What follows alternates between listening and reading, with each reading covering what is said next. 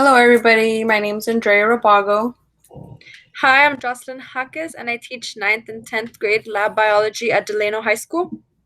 and this is my Educator interview.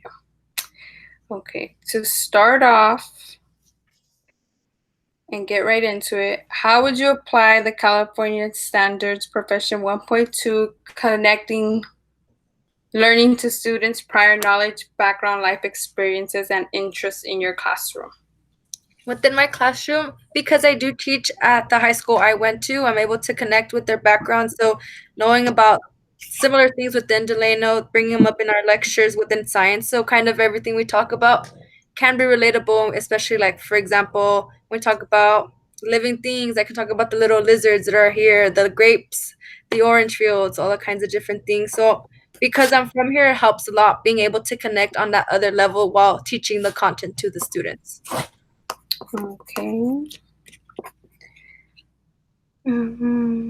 How do you ensure students stay on top of their coursework through online distance learning?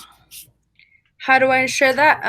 I try to make it as engaging and as interactive as possible. So I have them join the meeting and just say hello in the chats.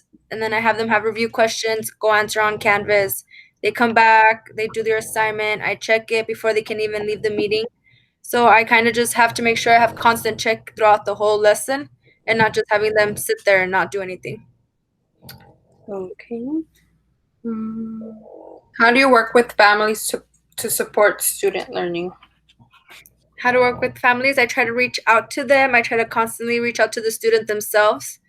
But if anything, we try to email the parent or call at home to ensure that they know that their child is either on task or is falling behind. Are you successful with being able to contact parents? Um, it's a little bit more difficult because the kids have figured out that if they go change their numbers on certain things, it calls them or they block certain school numbers. So it's been a little bit harder than usual. Okay, let's see. How do you demonstrate caring, practice, and respect as an educator? How do I practice caring? Practice. Okay. Um, I kind of just let them know since the beginning that I'm there to be respectful, not to be rude. Anything that I like to do is just kind of encourage the classmates at the beginning to know each other and be polite. If anything is out of the norm, I address it right then and there. I don't let it go on more than it should. Mhm. And it kind of is almost the same. In what ways do you maintain a learning environment that is physically, intellectually, and emotionally safe? So for them, I do a lot of try to incorporate a lot of the SELs, so social emotional lessons type of concepts, especially during the holidays because we have kids with anxiety and depression. So I take like warm up opportunities to have them write something you're thankful for, put it on a sticky note, go on my board, and then we all share about something, or we have a different topic, something that you're excited about for this week. So it's something that encourages them to have a voice and just kind of feel it's more than just a classroom.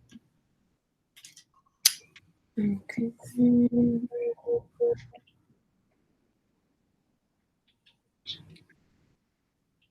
Um, oh my god, I lost the question.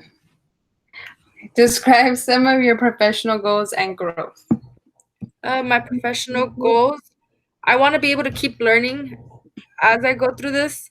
Not only do I just want to finish what I've started for like credentialing and master's program, but I always want to continue doing PDs, learning the new tech that comes out, the new apps, and how to integrate it to keep the kids ahead and not fall behind. Okay. And describe your classroom management style. My classroom management style is kids are able to do as they need to pass the class, but when it becomes a disruption, rude, anything disrespectful or harmful, then that's where the line is drawn. It's just mutual respect to one another. They're old enough to know what's right or wrong. And how do you make them, your students, accountable for their actions? So accountability, I call them out on it right then and there. I give them detentions, referrals, warnings, call home. Kind of don't let them play horse around because if you do, it's a problem. Okay. How do you maintain the harmony or respect in the in your learning environment? And I think that goes with at least for my experiences, I'm very involved within the school. So if kids want me to be part of a assembly, then I go do it. If they want me to be part of some video or little thing that they're doing, go to a game, go to something, I'm there. So I think that holds back that whole respect where, hey, she's taking time out of her day to come and watch us after school or come do something out of her own time. So which provides a lot more of a cohesiveness within our classroom. What kind of feedback do you provide for your students when teaching a lesson? So feedback, I try to be more positive, like, oh, good job, or if we didn't get it, it's okay, try again. So more of that positive, the Peebus kind of style. The kids already have a lot to deal with as it is. Okay. Is the subject matter being taught organized to meet the needs of English learners and students with special needs? So at least within my content, I do try to make more visuals and I do provide a lot of translations. So for my ELs, I provide translations, like the Spanish speakers, they get the vocab in Spanish, they get the worksheets in Spanish, they can get the quizzes in Spanish if really needed. For my SPEDs, they're able to use notes on most of their actual quizzes and activities. More pictures are used than words, so things are usually shorter in sentences, so a lot more visuals, hands on opportunities for them. Do you find those methods to be successful? Um, Yes and no, because I can translate to Spanish, but other languages such as Ilocano or Tagalog, there's other languages that I do have a harder time, so I don't feel like I'm as supporting within those ELs. Mm. Do you think you can make students responsible, humble, and caring? Um, I think yeah, I think allowing them to know where they've done things right, where they've done things wrong, and having that opportunity within the classroom to exhibit those traits. Actually, I feel like I can. Okay. And then,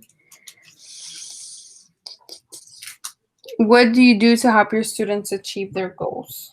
What do I do? Um, I help them create to-do lists. I help them get organized. I help them actually think about what is it that they want to do, what do they expect out of this, and how they can actually get there. I have them think about the whole scenario, not just the present, but what is to come in the future. Okay. And the last question. In what areas do you challenge yourself as a teacher?